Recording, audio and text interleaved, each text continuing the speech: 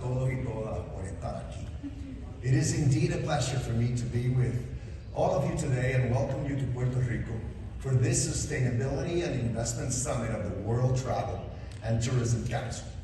First of all, I would like to thank the organizers of this event, especially our host, the Puerto Rico Tourism Company, and the WTTC team for coming to our island to discuss the sustainability responsibilities of all destinations, while at the same time see firsthand everything Puerto Rico can offer its visitors.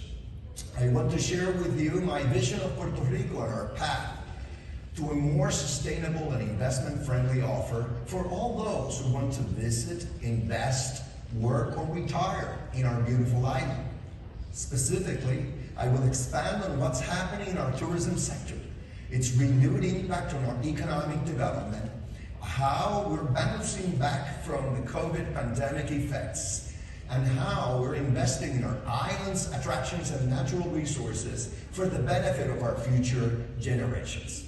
As you probably know, Puerto Rico is emerging from a past of financial, structural, and social challenges into a new era of progress and growth. After the series of natural disasters our people endured, we are on the onset of a construction boom of recovery projects and infrastructure ready. In fact, as we start to put the effects of the COVID pandemic behind us, Puerto Rico has been recognized as one of the jurisdictions that has best recovered. Even with the concern over inflation and rising gas prices, all economic indicators are up. Businesses are growing and tax collections are rising consistently here in Puerto Rico. Moreover, unemployment is at 6.4%, its lowest point in our history. More people have joined the workforce, reaching levels we haven't seen in almost 15 years. Despite historic challenges, Puerto Rico's potential has been on full display for the whole world to see. The island has become a shining example of resiliency and recovery in tourism. My administration considers the visitor economy and tourism as a pillar of economic development.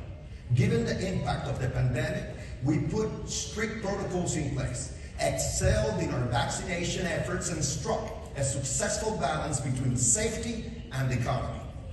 We strategically employed funding to mitigate pandemic effects on the industry by creating the program Promote Puerto Rico, to bet on our ability to attract visitors and investors with our sophisticated business ecosystem, our tropical attractions, and unique cultural offering. For 8 consecutive years, it had been growing ahead of the regional economy.